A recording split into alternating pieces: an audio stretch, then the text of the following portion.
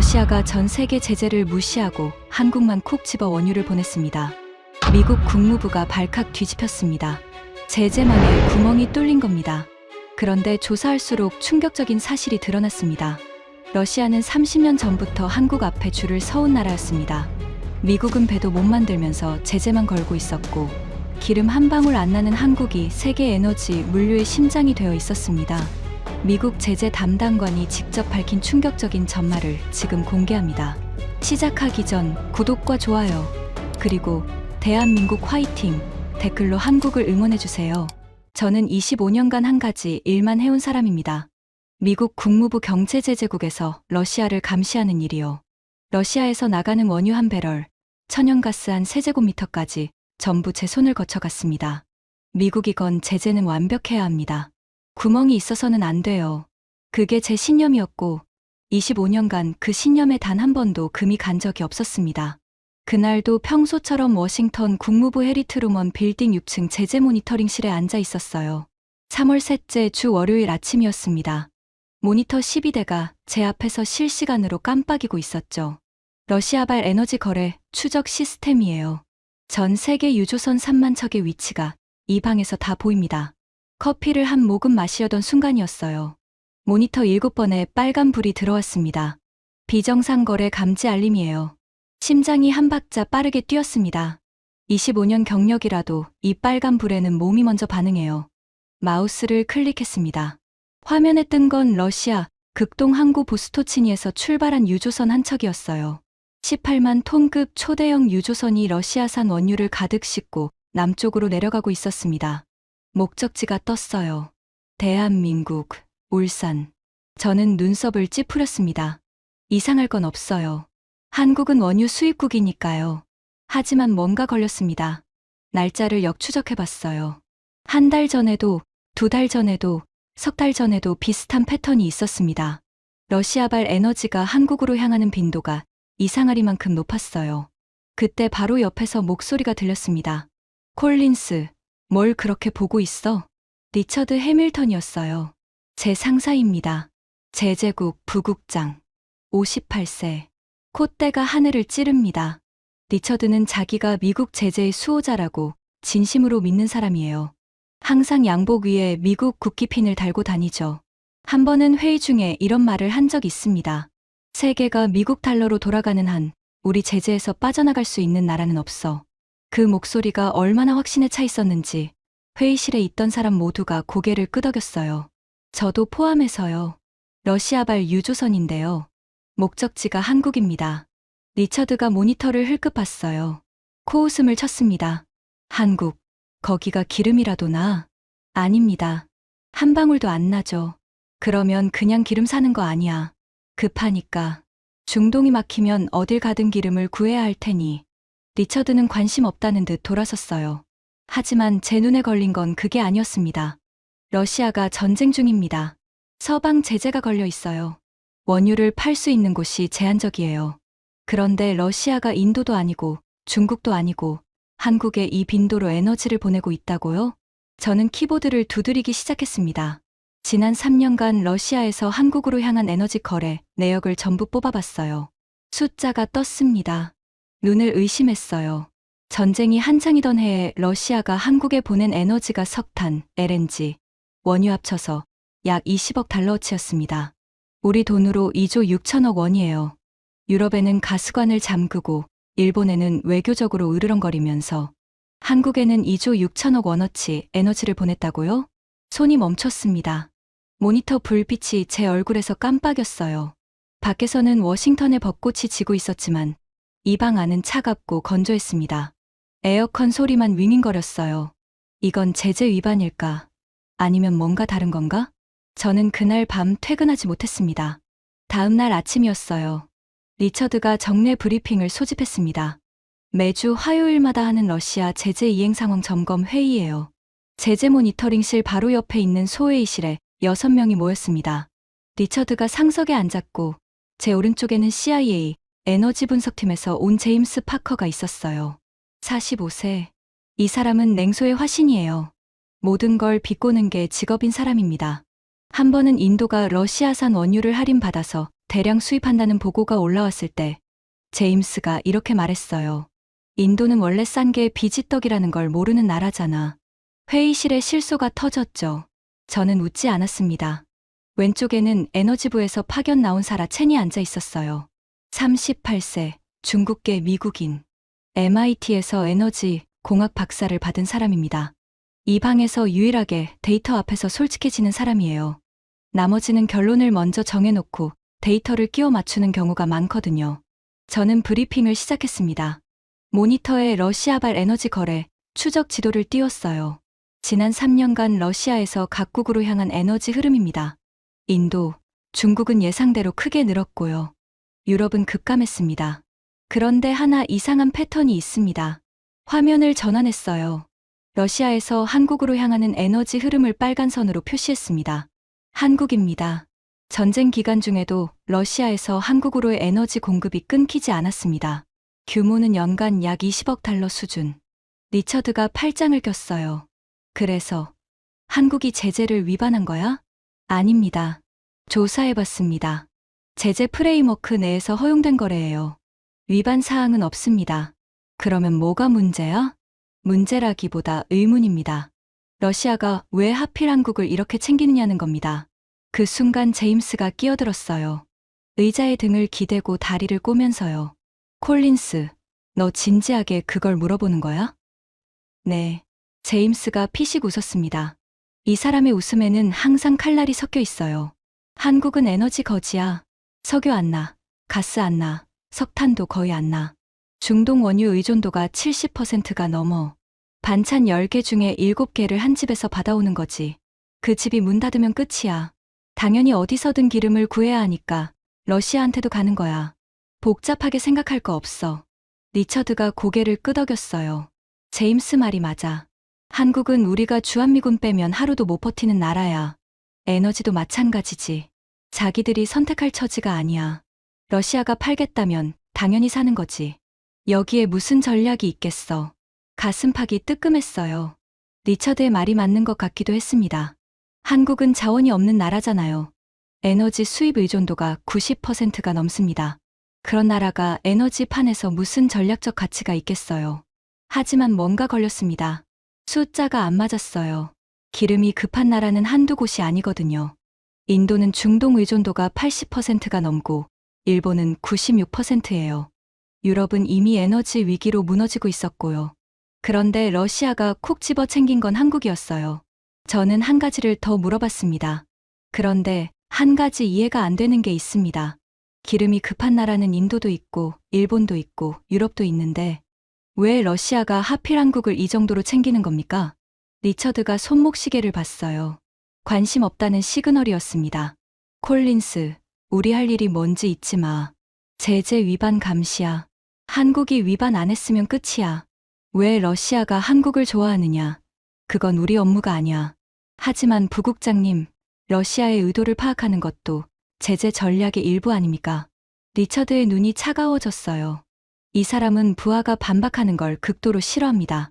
콜린스, 25년 경력이면 뭐가 중요하고 뭐가 안 중요한지 알 텐데. 한국은 미국 없이는 아무것도 아닌 나라야. 에너지도 안보도 전부 우리한테 기대는 나라라고. 러시아가 거기에 기름 좀 판다고 뭐가 달라져. 한국이 뭔데? 한국이 뭔데? 그 한마디가 귓속에서 맴돌았어요. 리처드가 회의를 끝내고 나간 뒤에도 저는 의자에 앉아 있었습니다. 회의실 형광등이 지잉 소리를 내고 있었어요. 커피가 식어가고 있었고 제 손은 여전히 키보드 위에 올려져 있었습니다. 제임스가 나가면서 한마디를 던졌어요. 콜린스, 한국 따위 파느라 시간 낭비하지 마. GDP 대비 에너지 수입 의존도 봐. 한국은 에너지 취약국 명단 상위권이야. 러시아 입장에서 한국한테 기름 파는 건 돈 떨어지는 거지한테 밥 한 끼 사주는 거나 마찬가지야. 돈 떨어지는 거지한테 밥 한 끼 사주는 것. 이가 악물렸어요. 왜인지 모르겠습니다. 한국은 제 나라도 아닌데요. 그런데 제임스의 그 말이 유독 거슬렸어요. 데이터를 25년간 봐온 사람의 직감이 말하고 있었습니다. 이건 그런 게 아니야. 사라 챗만 자리를 뜨지 않았어요. 그녀가 조용히 말했습니다. 콜린스 씨, 아까 그 데이터 혹시 더 뽑아볼 수 있어요? 연도별로요. 왜요? 좀 이상해서요. 거지한테 밥 사주는 패턴이 3년이나 지속되지는 않거든요. 저는 사라의 말에 불이 붙었습니다. 퇴근 후에도 사무실에 남아서 데이터를 뒤지기 시작했어요. 러시아와 한국 사이의 에너지 거래만이 아니었습니다. 외교 기록, 경제협력 문서, 유엔 투표 패턴까지 전부 뒤졌어요. 3일이 걸렸습니다. 그리고 저는 소름이 돋는 걸 발견했어요. 러시아가 한국을 챙긴 건 이번이 처음이 아니었습니다. 30년이었어요. 화면에 타임라인을 만들었습니다. 90년대 초, 소련이 무너졌어요. 새로 탄생한 러시아는 한국에 약 17억 달러의 빚이 있었습니다. 지금 환율로 치면 2조 2천억 원이에요. 경제가 바닥이라 돈을 갚을 형편이 안 됐죠. 그래서 러시아가 한국에 제안했습니다. 돈 대신 무기로 갚겠다고요. 여기까진 저도 알았어요. 불곰 사업이라고 불리는 거래죠. 하지만 제가 몰랐던 게 있었습니다. 러시아가 한국에 넘긴 무기 목록을 봤어요. 입이 벌어졌습니다. T-80U 전차. 냉전 시대 소련 최강 전차예요.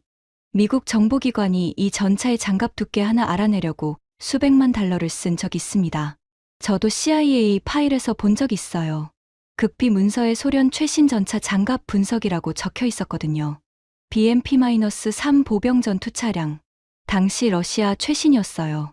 보병이 타고 다니면서 전투까지 하는 장갑차인데 서방 군사 전문가들이 실물을 한 번도 못 본 장비였습니다. 튼구스카 자주대공포. 하늘에서 날아오는 적기를 잡는 이동식 방공무기예요. 미국이 수십 년간 정보 한 조각 얻으려고 애쓰던 무기들을 러시아가 한국에 통째로 넘긴 겁니다. 빚 갚는다고요. 그런데 여기서 진짜 이야기가 시작돼요. 한국이 이 무기들을 받아서 뭘 했는지 아십니까? 군부대에 배치해서 굴린 게 아닙니다. 전부 분해했어요. 나사 하나까지 풀었습니다. 엔진을 열어봤고 장갑 소재를 분석했고 포탑 회전 메커니즘을 해부했어요. 소련이 수십 년간 쌓아온 군사 기술의 비밀을 한국 공학자들이 낱낱이 파헤친 겁니다. 그리고 그 기술로 뭘 만들었는지 아세요? K2 흑표 전차입니다. 지금 폴란드가 사겠다고 줄 서고 사우디가 관심을 보이고 UAE가 계약하겠다고 달려드는 그 전차예요. K2의 핵심 방호 기술 중 하나가 바로 T-80U를 분석해서 나온 거예요. 저는 의자에서 일어나 회의실을 왔다 갔다 했습니다. 다리가 저려서가 아니에요. 머릿속이 복잡해서 몸을 움직여야 했어요. 러시아가 빚 갚으려고 넘긴 무기로 한국이 세계 최고 전차를 만들었다고요? K2만이 아니었어요. K9 자주포, 천국 미사일. 지금 전 세계가 사가는 한국 무기들의 뿌리에 불곰 사업이 있었습니다. 러시아가 빚 대신 준 중고, 무기 몇 대가 30년 뒤에 수십조 원짜리 방산 수출로 돌아온 거예요. 이 거래, 누가 더 잘한 걸까요? 저는 다시 모니터 앞에 앉았어요. 타임라인을 이어갔습니다. 약 7년 전이었어요. 일본이 갑자기 한국의 반도체 핵심 소재 수출을 규제했습니다. 불화수소라는 건데 반도체 회로를 깎아내는 화학물질이에요. 삼성, SK하이닉스 반도체 공장이 이게 없으면 하루도 못 돌아갑니다. 하루예요. 한국이 발칵 뒤집혔어요. 정부는 밤새 수입처를 알아봤고 기업들은 재고 파악에 나섰습니다. 그때 조용히 연락이 왔습니다. 러시아였어요. 외교 채널을 통해 공식 제안했어요. 고순도 불화수소, 일본산과 동등한 품질로 공급하겠다고. 일본이 한국목을 조르는 바로 그 순간 러시아가 옆에서 이거 쓰라고 내밀었던 거예요. 약 5년 전에는 더 극적인 일이 있었어요. 요소수 대란입니다. 요소수가 뭐냐면요. 경유 트럭 배기가스를 정화하는 액체예요. 이게 없으면 트럭 시동이 안 걸립니다. 한국 화물 운송의 대부분이 경유 트럭인데 중국이 갑자기 요소 수출을 막아버렸어요. 한국은 요소의 97%를 중국에서 들여오고 있었거든요. 화물차가 멈추면 하루 피해액이 4천억 원이에요.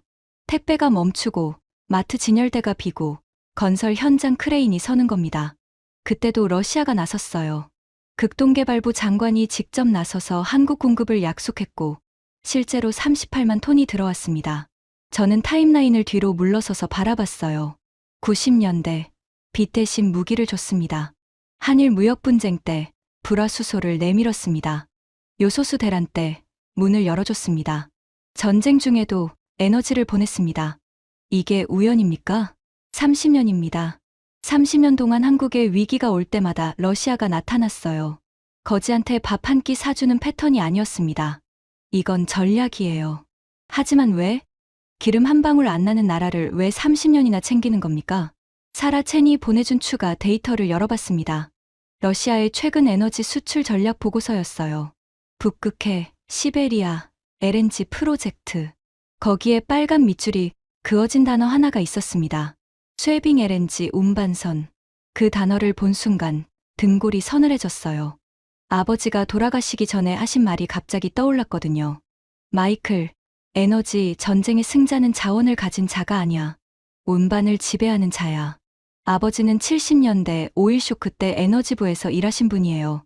당시 미국이 아랍 산유국의 석유 금수 조치에 무릎을 꿇었던 걸 직접 목격하셨죠. 아버지는 그 경험 때문에 평생을 에너지 안보에 바치셨어요. 아버지가 말년에 저한테 했던 말이 있습니다. 아들아, 미국은 셰일 혁명으로 세계 최대 산유국이 됐어. 하지만 그게 영원히 갈 거라고 생각하면 큰 코 다친다. 진짜 무서운 건 자원이 고갈되는 게 아니야. 자원을 운반할 능력을 잃는 거야. 저는 그때 웃었어요. 아버지의 그 말을 적당히 듣고 넘겼습니다. 미국이 세계 최대 산유국인데 운반이 뭐가 중요하다고요. 하지만 지금 모니터 앞에서 쉐빙 LNG, 운반선이라는 단어 앞에서 저는 더 이상 웃을 수 없었습니다. 사라가 보낸 보고서에 이런 내용이 있었어요. 전 세계에서 이 배를 만들 수 있는 곳은 오직 한국뿐이라고요. 대한민국. 기름 한 방울 안 나는 그 나라. 그 순간 제 안에서 뭔가가 꿈틀거렸어요. 25년간 한 번도 의심하지 않았던 것들이 흔들리기 시작했습니다. 한국이 뭔데? 라고 리처드가 말했죠. 에너지 거지라고 제임스가 말했죠. 하지만 에너지 거지를 러시아가 30년간 챙긴다고요? 그것도 전쟁 중에? 뭔가 우리가 모르는 게 있다. 저는 컴퓨터를 끄지 않았습니다. 커피를 새로 내렸어요. 워싱턴의 밤이 깊어지고 있었지만 잠이 올 리가 없었습니다. 이 토끼굴이 얼마나 깊은지 그때는 몰랐어요. 하지만 이것만은 확실했습니다. 한국은 에너지 거지가 아니었습니다. 그리고 그 증거를 찾는데 그리 오래 걸리지 않았어요. 다음 주였습니다. 제가 데이터를 파고 있는 사이에 세상이 뒤집혔어요. 중동에서 전쟁이 터진 겁니다. 미국과 이스라엘이 이란을 공습했어요. 이란은 즉각 보복에 나섰습니다. 호르무즈 해협을 봉쇄한 거예요. 여러분, 호르무즈 해협이 뭐냐면요. 전 세계 바다 위 원유의 25%가 지나가는 좁은 바닷길이에요. 그중 80% 이상이 아시아로 향합니다. 한국, 일본, 중국, 인도. 아시아 경제를 돌리는 피가 이 좁은 길 하나를 통해 흐르는 거예요. 그 길이 막혔습니다. 유가가 하루 만에 폭등했어요. 배럴당 78달러였던 기름값이 하루아침에 125달러를 넘겼습니다. 전문가들은 160달러까지 간다고 했어요. 한국 주유소 기준으로 치면 리터당 2,000원 하던 기름이 3,000원이 되는 거예요. 5만 원 넣으면 가득 채우던 차가 이제 5만 원으로 반도 못 채우는 세상이 된 겁니다. 전 세계가 패닉에 빠졌어요. 일본이 가장 먼저 비명을 질렀습니다. 중동 원유 의존도 96%예요. 10가지 반찬 중 9가지 반을 한 집에서 받아왔는데 그 집이 대문을 걸어 잠근 겁니다. 일본 정유사는 즉각 유조선 운항을 멈췄어요. 경제산업성이 긴급 브리핑을 열었는데 내용이 고작 상황을 예의주시하고 있다. 이거였어요. 예의주시, 지켜보고 있다는 겁니다. 집에 불이 났는데 불을 바라보고 있다는 거예요. 유럽은 이미 주저앉은 상태였습니다. 러시아 가스관을 끊은 지 4년째였거든요. 러시아 우크라이나 전쟁 전까지 유럽이 러시아에서 받아오던 에너지가 얼마였는지 아세요? 천연가스의 40%, 석유의 30%, 독일 자동차 공장, 프랑스 제조업, 영국 가정 난방. 유럽 경제를 돌리던 엔진이 사실은 러시아 값싼 에너지였던 거예요. 그걸 끊었더니 독일 경제 성장률이 마이너스로 곤두박질 쳤고 영국은 혼자 사는 사람 겨울 한 달 난방비가 50만 원까지 치솟았습니다. 한 달에 50만 원이에요.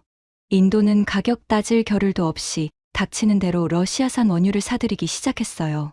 품질이고 조건이고 따질 여유가 없었습니다. 모두가 허둥대는 한복판에서요. 제 모니터에 한 나라의 데이터가 떴습니다.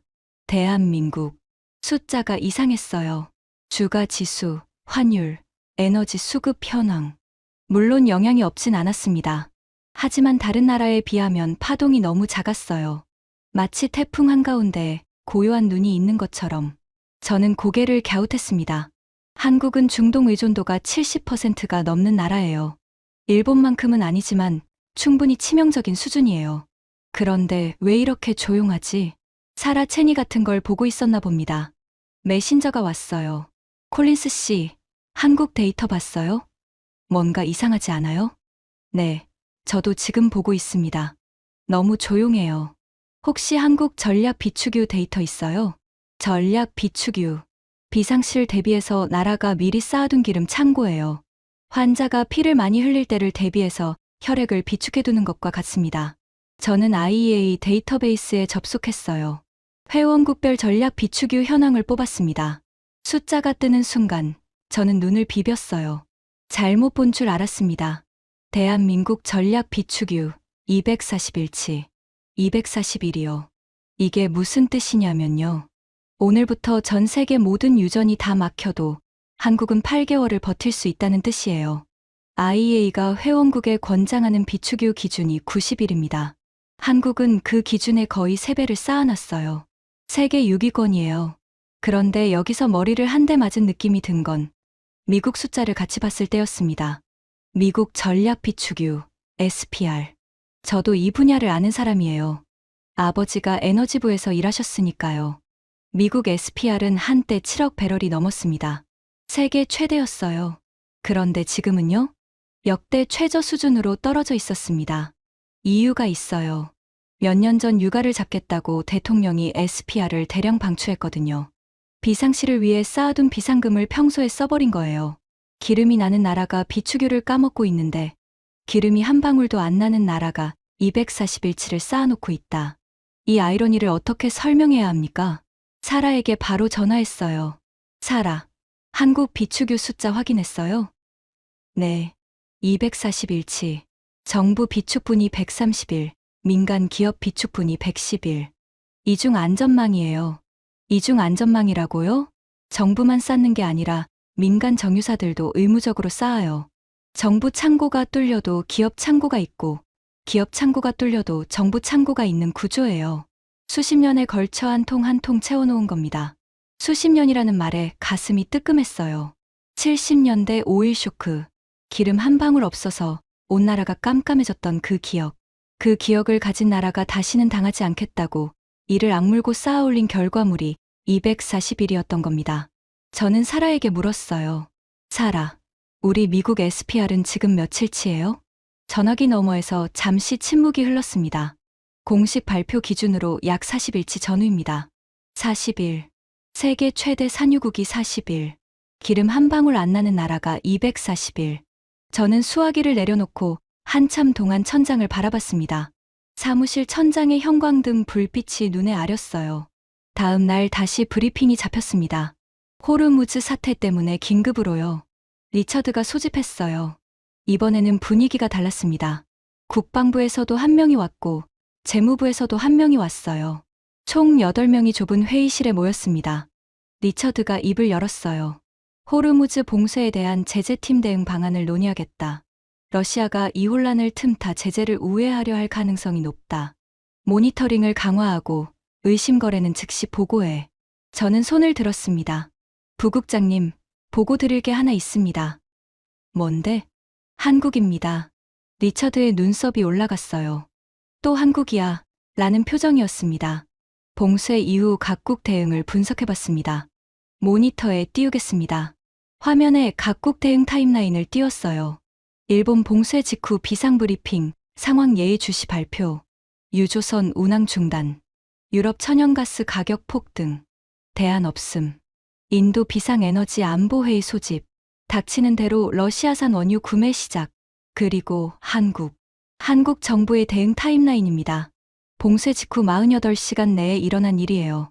저는 하나씩 읽어갔습니다. 봉쇄 당일 산업부 자원안보 위기경보 한 단계 격상. 이틀째 석유 최고가격제 도입 발표. 기름값 폭등 억제 조치. 사흘째 비축유 약 2,500만 배럴 방출 준비 돌입.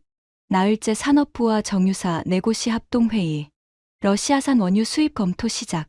닷새째 IEA 긴급 비축유 방출 결의에 동참 확정. 봉쇄가 터지고 불과 5일 만에 위기관리부터 대안 확보까지 전부 깔아놓은 겁니다. 회의실이 잠깐 조용해졌어요. 제임스가 먼저 입을 열었습니다. 역시나 비꼬는 말투였어요. 그게 대단한 거야?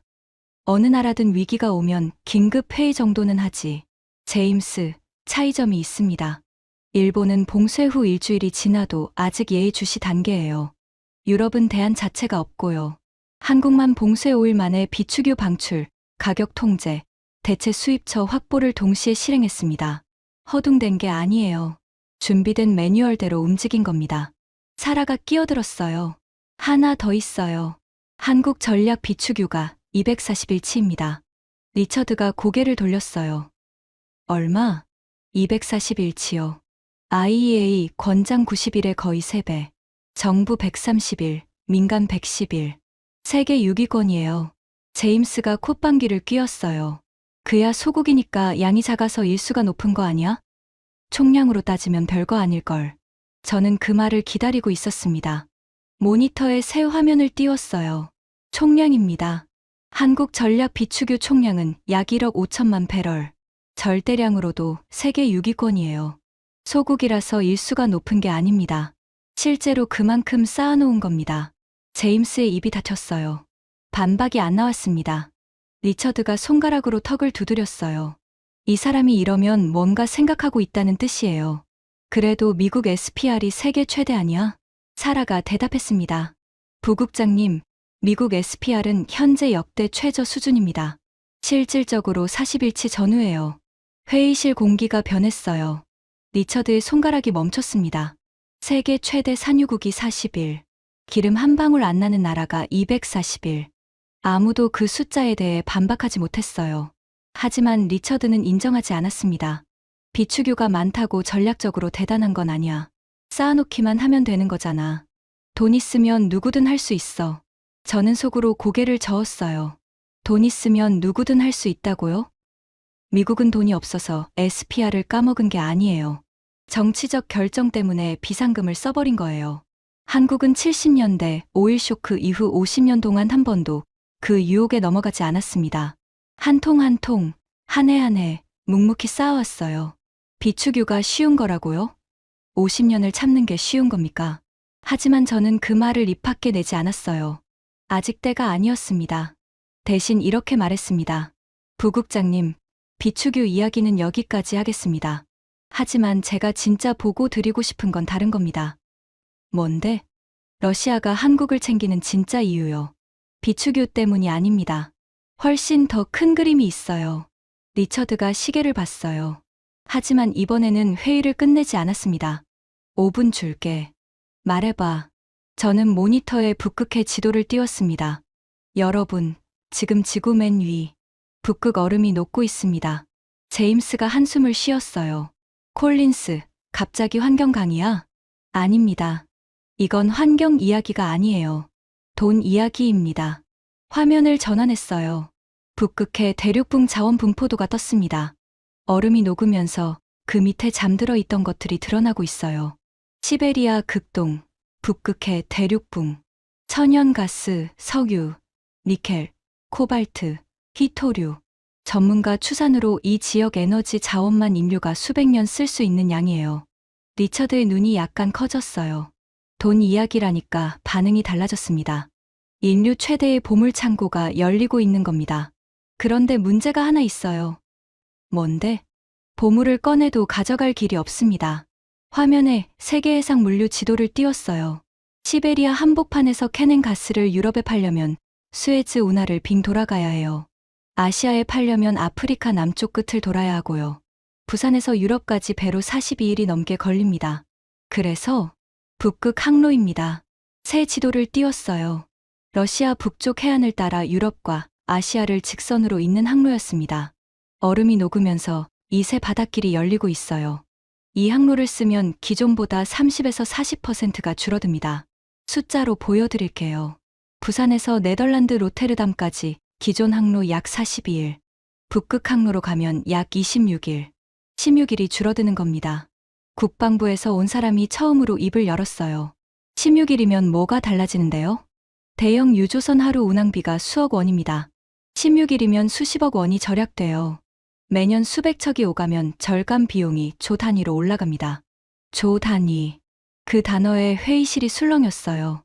그리고 여기에 시베리아 횡단 철도가 있습니다.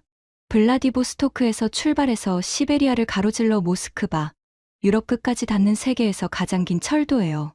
배로 한 달 넘게 걸리던 화물이 이 철도를 타면 2주 안에 유럽에 도착합니다. 화면에 두 개의 선을 함께 띄웠어요. 바다 위의 북극 항로와 대륙 위의 시베리아 횡단 철도. 이 두 가지를 합쳐보세요. 북극 항로로 바다 위 시간을 줄이고 시베리아 횡단 철도로 대륙 위 시간을 줄이고 시베리아 자원이 이 두 갈래 길을 타고 아시아와 유럽으로 흘러나가는 거예요. 21세기 새로운 실크로드입니다. 리처드가 팔짱을 풀었어요. 몸을 앞으로 기울였습니다. 이 사람이 이렇게 하면 진짜로 관심이 생겼다는 뜻이에요. 좋아. 러시아의 큰 그림은 알겠어. 그런데 그게 한국과 무슨 상관이야? 제가 기다리던 질문이었습니다. 이 그림이 완성되려면 핵심 파트너가 필요합니다. 러시아 혼자서는 안 돼요. 조건을 한번 보시죠. 모니터에 조건 4가지를 띄웠어요. 첫째, 북극 항로 출발점에서 가장 가까운 나라여야 합니다. 둘째, 세계적인 항구를 가진 나라여야 해요. 셋째, 대륙 철도와 연결될 수 있는 위치에 있어야 하고요. 넷째, 이 모든 걸 운용할 기술까지 갖춰야 합니다. 이 4가지를 동시에 만족하는 나라가 세계에 몇이나 될까요? 침묵이 흘렀어요. 하나예요. 대한민국. 회의실이 조용해졌습니다. 부산항은 세계 최대 환적 항만 중 하나입니다. 환적이라는 건 배에서 내린 짐을 다른 배로 갈아 싣는 거예요. 북극 항로로 내려온 러시아 자원이 부산에서 갈아타고 일본, 동남아, 호주로 퍼져나가는 거예요. 제임스가 입을 열었어요. 여전히 비꼬는 어조였지만 아까보다는 힘이 빠져 있었습니다. 그래봐야 항구 하나잖아. 중국에도 큰 항구 많잖아. 맞습니다. 하지만 중국에는 없는 게 한국에 있어요. 뭔데? 바로 그 배를 만드는 기술이에요. 모니터에 한 척의 배 사진을 띄웠습니다. 거대한 선체에 둥그런 구형 탱크가 이어져 있었어요. 보통 유조선과는 완전히 다른 모양이었습니다. 선체가 유난히 두꺼워 보였고 뱃머리가 일반 선박보다 훨씬 투박하고 각졌어요. 이게 뭔지 아시는 분 있습니까? 아무도 대답하지 않았어요. 쇠빙 LNG 운반선입니다. 쉽게 말하면요. 얼음을 깨는 배 안에 초저온 가스 창고가 들어가 있는 겁니다. 리처드가 고개를 기울였어요. 좀 더 설명해봐. 북극해에는 아직도 두께 2m가 넘는 얼음 덩어리가 떠다닙니다. 일반 유조선이 들어가면 뱃머리가 찢어져요. 선체에 금이 갑니다. 그래서 특수한 배가 필요해요. 얼음을 정면으로 들이받으면서 깨고 나아가는 배. 그 안에 영하 162도로 얼린 천연가스를 가득 싣고요. 영하 50도 북극 바람을 맞으면서도 가스가 새지 않고 얼음에 부딪혀도 선체가 버티는 배. 그게 왜 어려운데? 두 가지를 동시에 해야 해서 어렵습니다. 밖에서는 얼음을 부수고 안에서는 영하 162도를 유지해야 해요. 얼음을 깨려면 선체가 엄청나게 튼튼해야 합니다. 강판 두께가 일반 선박의 약 2배예요. 보통 배에 들어가는 철판을 손가락 한 마디 두께라고 치면 이 배는 2마디짜리 철판을 써야 해요. 그 두꺼운 철판을 둥글게 휘고 용접하고 이음새 하나 없이 붙이는 기술. 손가락 2마디를 들어 보였어요. 여기에 선체 안쪽에는 LNG 탱크가 들어갑니다. 이 탱크는 영하 162도에서도 깨지지 않는 특수 소재로 만들어요. 바깥은 얼음과 부딪혀서 충격이 오는데 안쪽 탱크는 흔들림 없이 초저온을 유지해야 합니다. 제조 비용도 일반 LNG선의 약 1.5배가 넘어요. 비싸네. 비싼 게 문제가 아닙니다. 핵심은 비용이 아니에요. 저는 회의실을 둘러봤습니다. 돈을 줘도 만들 수 있는 데가 없다는 게 핵심입니다. 잠시 멈춘 뒤 말했어요. 자, 그러면 전 세계에서 이 배를 만들 수 있는 조선소가 몇 군데인지 이거 아십니까? 아무도 대답하지 않았어요. 사실상 한국뿐입니다. 회의실 공기가 변했어요. 하나오션이라는 조선소가 있습니다. 러시아가 시베리아 최북단에서 천연가스를 뽑아내는 대형 프로젝트를 시작했을 때 이 가스를 세계로 보내야 했는데 보통 배로는 갈 수가 없었어요. 모니터에 러시아의 야말 LNG 프로젝트 위치를 표시했습니다. 시베리아 최북단, 북극권 안쪽이에요. 러시아가 전 세계를 뒤졌습니다. 유럽 조선소에 물어봤어요. 안 된다고 했어요. 중국에도 타진했습니다. 기술이 없다고 했고요. 일본도 마찬가지였어요. 제임스가 끼어들었어요. 유럽이 안 된다고? 노르웨이나 핀란드는 쇠빙선 만들잖아. 쇠빙선은 만들 수 있어요. 하지만 쇠빙선과 쇠빙 LNG, 운반선은 전혀 다른 차원입니다. 쇠빙선은 얼음만 깨면 돼요. 쇠빙 LNG선은 얼음을 깨면서 동시에 영하 162도 초저온 화물을 안전하게 운반해야 합니다. 두 가지 극한 기술을 한 선체 안에 동시 구현해야 하는 거예요. 그게 안 되는 겁니다. 제임스가 입을 다물었어요. 결국 하나오션의 문을 두드렸습니다. 15척을 주문했어요. 나중에 8척을 추가로 더 줬고요. 총 23척, 세계 최초, 세계 최다. 이 23척이 지금 북극해를 오가며 러시아 LNG를 세계로 실어 나르고 있습니다. 리처드가 물었어요. 삼성중공업은? 삼성중공업도 러시아 극동 지역 조선소와 손을 잡았습니다. 설계부터 건조까지 공동 작업을 했어요. 설계 도면, 용접 기법, 탱크 소재 기술. 이 데이터를 가진 나라는 지구상에 한국밖에 없습니다. 그 순간 사라 첸이 손을 들었어요. 제가 하나 추가해도 될까요? 네. 러시아가 가만히 한국한테만 맡긴 건 아니에요. 서방 제재가 걸리면서 한국 조선소에서 배를 인도받는 게 막혔잖아요. 그래서 러시아가 생각한 거예요. 우리가 직접 만들면 되지 않나? 회의실 시선이 사라에게 쏠렸어요. 러시아 극동 조선소에서 자체 건조를 시도했습니다. 결과가 어떻게 됐을까요? 잠시 멈췄다가 사라가 말했어요. 지금까지 성공하지 못했습니다. 침묵이 흘렀어요. 리처드가 몸을 앞으로 더 기울였습니다. 기술이 없어서입니다. 두꺼운 강판을 구부리는 것도, 초저온 탱크를 만드는 것도 전부 한국 기술 없이는 안 됐던 거예요. 직접 해보니까 알게 된 겁니다. 한국 없이는 안 된다는 걸. 저는 사라에게 고맙다는 눈빛을 보냈어요. 그리고 모니터를 전환했습니다.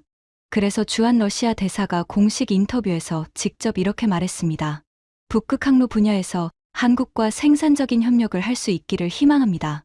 리처드가 눈을 가늘게 떴어요. 외교관이 특정 나라를 콕 집어서 희망한다고 말하는 건 흔한 일이 아닙니다. 그만큼 절실하다는 뜻이에요. 제임스가 이번에는 비꼬지 않았어요. 대신 진지한 얼굴로 물었습니다. 잠깐, 그러면 러시아는 북극 자원을 개발하려면 한국이 필요한 거야? 필요한 정도가 아닙니다. 한국 없이는 불가능해요. 자원이 아무리 많아도 운반할 배가 없으면 소용없거든요. 그 배를 만들 수 있는 곳은 한국뿐이에요. 회의실에 무거운 침묵이 깔렸습니다. 러시아가 30년간 한국을 챙긴 이유, 기름을 팔기 위해서가 아니었어요. 21세기 에너지 물류혁명의 파트너를 한국으로 점찍은 겁니다. 기름 한 방울 안 나는 나라가 기름의 흐름을 지배하는 나라였던 겁니다. 리처드가 의자 등받이에 몸을 기댔어요. 처음으로 한국이 뭔데? 라고 말하지 않았습니다. 회의가 끝난 뒤 저는 사무실로 돌아오지 않았습니다. 6층 복도 끝에 있는 작은 휴게실로 갔어요. 커피 머신 옆에 의자가 2개 있는 사람이 잘 안 오는 공간이에요. 창밖으로 워싱턴 내셔널 몰이 보였습니다. 멀리 링컨 기념관의 흰 지붕이 햇살에 반짝이고 있었어요. 커피를 뽑으면서 손이 떨리고 있다는 걸 알았습니다. 흥분이었어요. 25년간 데이터를 봐왔지만 이렇게 거대한 그림이 숨겨져 있었다는 걸 이제야 발견한 거니까요. 그런데 제 마음 한구석이 무거웠어요. 아버지 생각이 났거든요. 아버지는 에너지부에서 34년을 일하신 분이에요.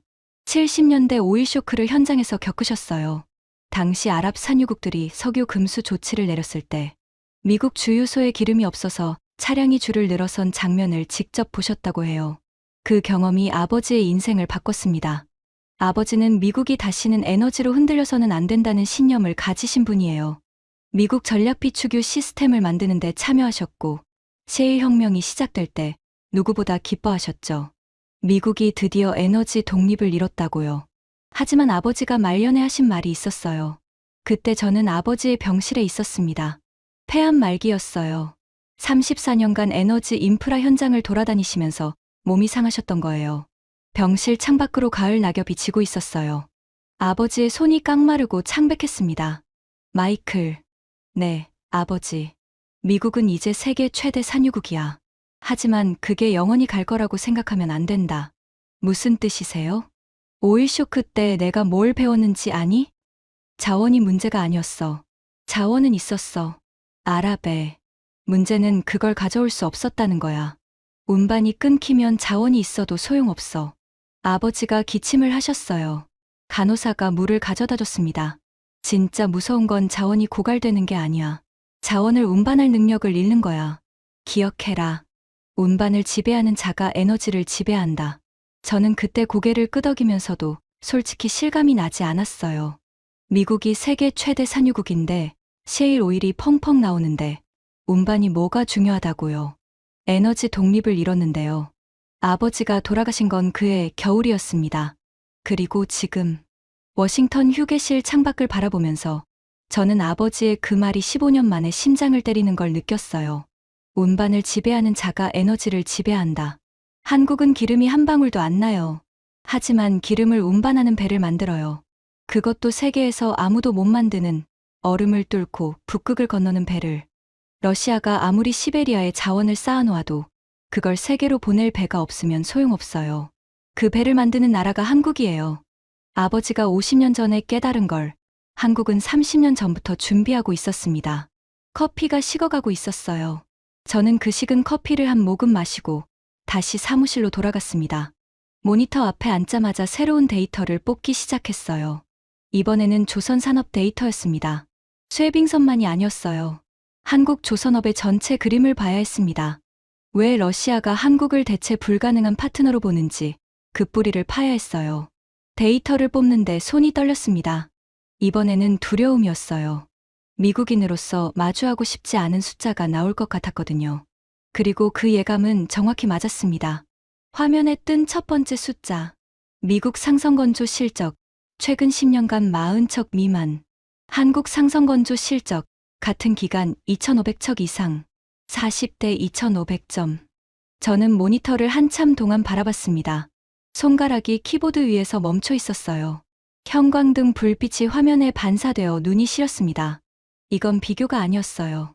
차원이 달랐습니다. 이지스 구축함 건조 비용도 뽑아봤어요. 미국에서 만들면 약 2조 원. 한국에서 만들면 약 7천억 원. 같은 배를 3분의 1 가격에 만든다고요? 미국 해군 장관이 한국 조선소를 방문한 기록이 있었습니다. 그 보고서에 이런 문장이 있었어요. 이렇게 디지털화된 조선 시스템은 처음 봤다. 세계 최강 해군의 수장이 한국 조선소에서 감탄한 거예요. 저는 의자에 등을 기댔습니다. 천장을 보면서 한숨이 나왔어요. 미국은 언제부터 배를 못 만드는 나라가 됐을까? 2차 세계대전 때 미국은 세계 조선의 절반을 차지했어요. 자유의 배, 리버티십을 수천 척 찍어내던 나라였습니다. 그 나라가 지금은 10년에 40척도 못 만들고 있어요. 조선소가 문을 닫았거든요. 인건비가 올랐고 환경 규제가 강화됐고 무엇보다 조선업에 투자할 이유가 없어졌어요. 금융이 더 돈이 되니까, IT가 더 돈이 되니까, 월스트리트와 실리콘밸리에 돈이 몰리는 동안 조선소는 하나둘 문을 닫았습니다. 그 사이에 한국은 거제도, 울산, 통영에서 세계 최고의 배를 만들어내고 있었어요. 아버지의 목소리가 귓속에서 울렸습니다. 운반을 지배하는 자가 에너지를 지배한다. 미국은 자원을 가졌지만 운반 능력을 잃었어요. 한국은 자원이 없지만 운반을 지배하고 있었습니다. 그리고 러시아는 그걸 30년 전부터 알고 있었던 거예요. 커피잔을 내려놓았습니다. 손등으로 눈을 문질렀어요. 눈이 아파서가 아니에요. 뭔가 다른 게 차올라서였습니다. 아버지의 말이 맞았어요. 저는 보고서를 쓰기 시작했습니다. 리처드에게 올릴 보고서요. 한국이 에너지 거지가 아니라 에너지 판의 핵심 플레이어라는 보고서. 하지만 아직 하나가 남아 있었어요. 이 모든 걸 리처드가, 제임스가, 그리고 미국이 받아들일 수 있을까? 그 답은 다음 날 회의에서 나왔습니다. 그리고 그 답은 제 예상보다 훨씬 충격적이었어요. 다음 날 오전이었습니다. 리처드가 다시 회의를 소집했어요. 이번에는 리처드가 먼저 불렀습니다. 저한테요. 회의실에 들어갔을 때 분위기가 달랐어요. 리처드가 팔짱을 끼고 있지 않았습니다. 양손을 테이블 위에 올려놓고 있었어요. 제임스도 의자에 등을 기대고 있지 않았고 몸을 앞으로 기울이고 있었습니다. 사라는 노트북을 열어놓고 뭔가를 준비하고 있었어요. 리처드가 입을 열었습니다. 콜린스, 어젯밤에 내가 보낸 보고서 읽었다. 심장이 쿵 내려앉았어요. 어제 밤새워서 쓴 보고서였습니다.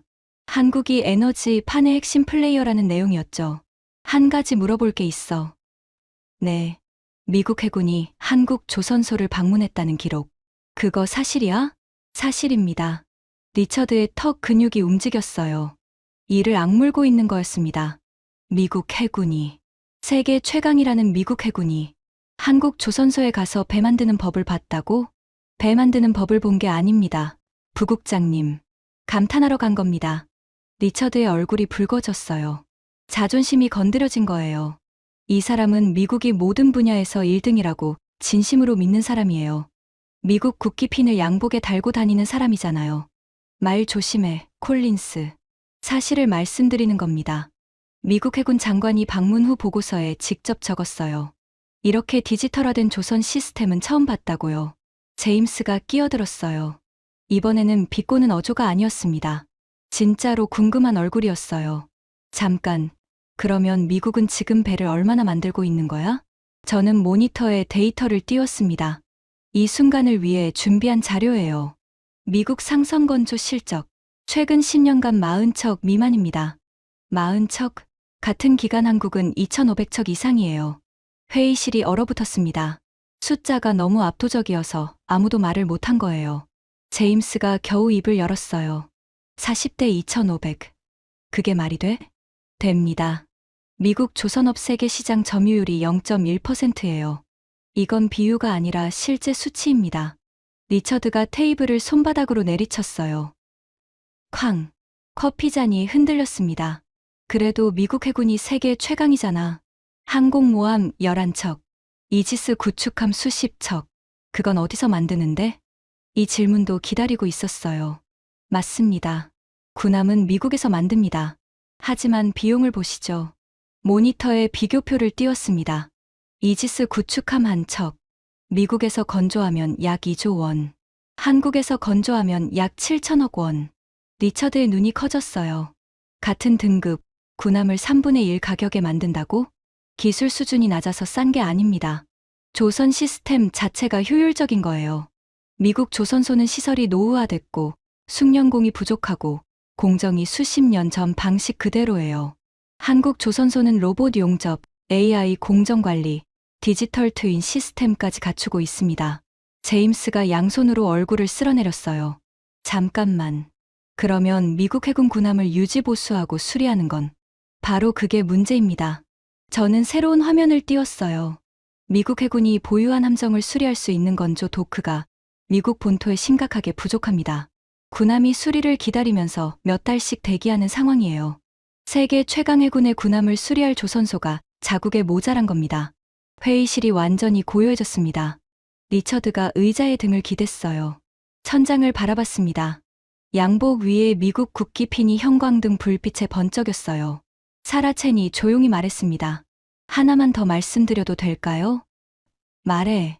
한국 현대자동차와 기아가 전쟁 전에 러시아 자동차 시장 1위였어요. 러시아 국민차 라다보다 더 많이 팔렸습니다. 전쟁 후에 한국 기업이 빠져나갔고 지금은 중국차가 다 채웠어요. 그런데 러시아 자동차 소유자 설문조사에서 5명 중 1명이 이렇게 답했어요. 한국차가 돌아올 때까지 새 차는 안 사겠다고요. 제임스가 고개를 저었어요. 중국차가 깔려 있는데 한국차를 기다려? 네. 정부만 한국을 원하는 게 아니에요. 러시아 국민도 한국을 기다리고 있어요. 침묵이 흘렀습니다. 그때 리처드가 입을 열었어요. 목소리가 달라져 있었습니다. 오만함이 빠지고 무겁고 낮은 목소리였어요. 25년간 이 사람 밑에서 일하면서 처음 듣는 톤이었습니다. 콜린스. 네, 내가 틀렸다. 심장이 멈추는 줄 알았어요. 리처드 해밀턴이 틀렸다고 말했습니다. 이 사람이 58년 인생에서 그 말을 한 적이 있을까요? 한국이 뭔데? 라고 내가 말했지. 에너지 거지라고 했고, 미국 없이는 하루도 못 버티는 나라라고 했어. 리처드가 모니터를 바라봤어요. 40대 2,500이라는 숫자가 여전히 떠 있었습니다. 그런데 배도 못 만드는 건 우리였어. 그 한마디에 회의실 공기가 완전히 바뀌었습니다. 제임스가 양손을 펼치며 말했어요. 솔직히 인정하겠어. 한국을 깔봤다. 에너지 거지라고 했던 건 취소야. 기름 한 방울 안 나는 나라가 기름의 흐름을 지배하고 있었다니. 거지가 아니라 은행장이었던 거잖아. 사라 첸이 작게 웃었어요. 저도 웃었습니다. 하지만 진짜 충격적인 건 그 다음이었어요. 리처드가 자리에서 일어났습니다. 콜린스, 이 보고서 확대판을 써. 장관실까지 올려야 해. 장관실이요? 미국 제재 전략의 수정이 필요해. 러시아를 조르려면 러시아가 뭘 필요로 하는지 알아야 하잖아. 러시아가 가장 필요로 하는 게 한국 조선 기술이라면 그 변수를 제재 전략에 반영해야지. 리처드가 문 앞에서 돌아섰어요. 그리고 한 가지 더. 미국 조선업이 이 꼴인 건 우리 모두의 실패야. 제재를 걸 줄만 알았지. 정작 우리 자신은 배 한 척 제대로 못 만드는 나라가 돼버렸어. 적을 조르면서 우리 근육이 빠져 있었던 거야. 리처드가 나간 뒤 회의실에는 저와 사라, 제임스만 남았습니다. 제임스가 조용히 말했어요. 콜린스, 내 아버지가 에너지부에서 일하셨다고 했지. 네. 아버지가 살아 계시면 뭐라고 하셨을까? 저는 잠시 생각했어요. 목이 메어왔습니다. 그것 봐라, 내가 뭐라고 했어. 이러셨겠죠. 제임스가 피식 웃었어요. 이번에는 칼날이 없는 웃음이었습니다. 그날 저녁이었습니다. 저는 사무실에 혼자 남아서 보고서를 마무리하고 있었어요. 장관실까지 올라갈 보고서니까 한 글자도 허투루 쓸 수 없었습니다. 제목을 뭘로 하지 고민하다가 한 줄을 적었어요. 한국은 에너지 거지가 아니다. 에너지판의 게임 체인저다. 그리고 그 밑에 이렇게 썼습니다. 러시아가 한국을 30년간 챙겨온 이유는 기름을 팔기 위해서가 아닙니다. 한국이 가진 세 가지를 러시아는 대체할 수 없기 때문입니다. 첫째, 세계 유일의 쇠빙 LNG, 운반선 건조 기술. 북극 자원을 세계로 운반할 배를 만들 수 있는 나라는 한국뿐입니다. 러시아가 직접 만들려고 시도했지만 실패했습니다. 둘째, 전략적 거점. 부산항은 북극 항로와 아시아를 잇는 물류의 심장입니다. 러시아 자원이 아시아로 흘러들어가는 관문이에요. 셋째, 30년간 쌓아온 신뢰. 위기 때마다 흔들리지 않는 나라. 급하다고 아무 조건이나 받아들이지 않는 나라. 장기적으로 꾸준히 거래할 수 있는 파트너. 러시아 입장에서 가장 예측 가능한 상대가 한국이었습니다. 보고서를 쓰다가 멈췄어요. 생각이 많아졌거든요. 저는 25년간 제재로 적을 무너뜨리는 일을 했습니다. 러시아의 돈줄을 끊고 에너지 수출을 막고 금융거래를 차단하고 그게 미국의 힘이라고 믿었어요. 제재는 총 한 발 안 쏘고 적을 굴복시키는 최고의 무기라고요. 하지만 한국은 25년간 다른 걸 해왔더군요. 기술을 쌓았어요.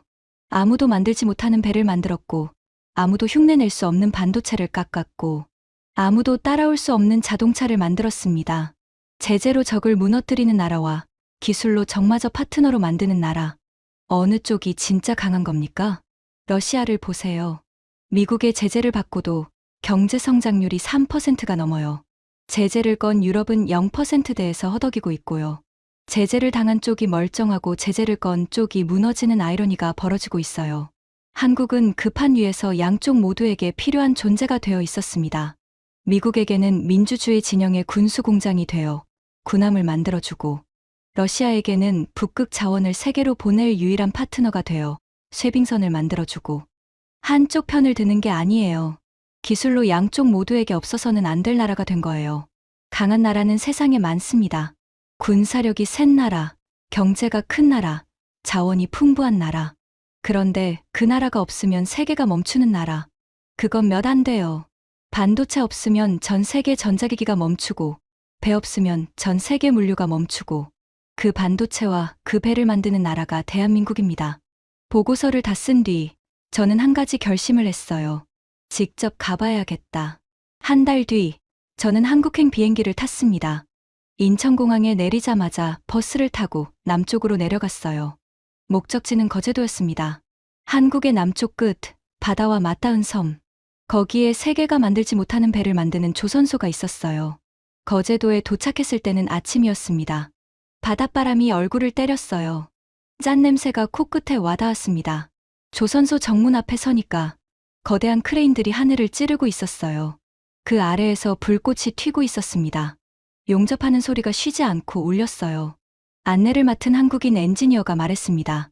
저 뒤에 보이시는 게 지금 건조 중인 쇠빙 LNG선입니다. 고개를 들었어요. 입이 벌어졌습니다. 거대했어요. 상상했던 것보다 훨씬 컸습니다. 아파트 한 동이 바다에 누워 있는 것 같았어요. 그 위에서 수백 명의 작업자들이 개미처럼 움직이고 있었습니다. 저 배 한 척이 얼마입니까? 약 3,500억 원 정도 합니다. 3,500억 원짜리 배를 만들 수 있는 나라가 세계에 한국밖에 없다는 거예요. 도크 안쪽으로 들어갔습니다. 용접 불꽃이 사방에서 튀었어요. 철판 위를 걸을 때마다 발밑에서 금속 진동이 전해졌습니다. 공기에서 쇳내가 났어요. 뜨거웠습니다. 하지만 작업자들은 묵묵히 움직이고 있었어요. 말이 없었습니다. 소리라고는 용접 불꽃 소리, 크레인 모터 소리, 그리고 바닷바람 소리뿐이었어요.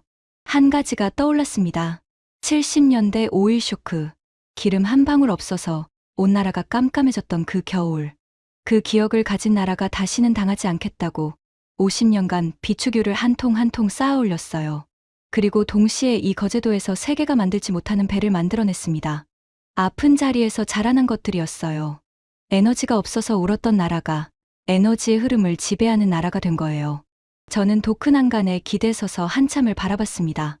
바닷바람이 머리카락을 흩날렸어요. 눈이 시렸습니다.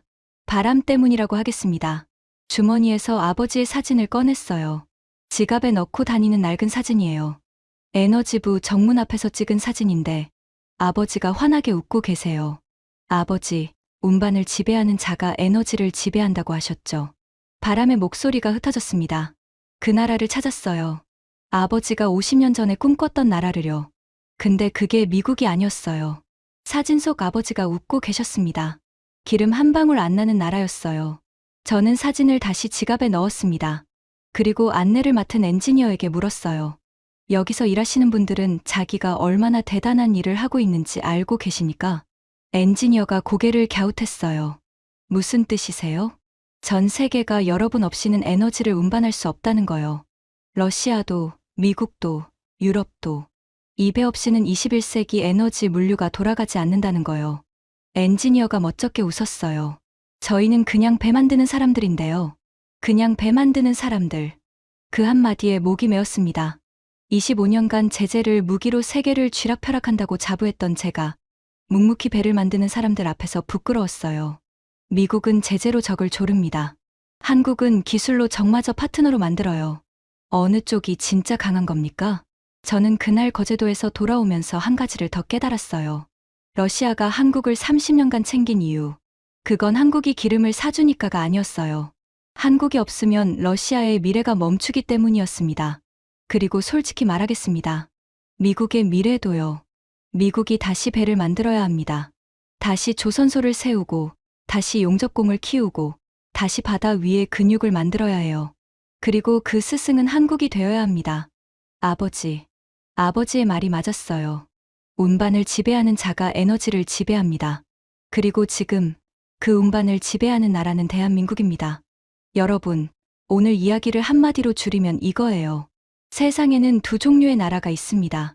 자원을 가진 나라와 자원의 흐름을 지배하는 나라. 미국은 자원을 가졌지만 운반 능력을 잃었어요. 러시아는 자원이 넘치지만 혼자서는 운반할 수 없었습니다.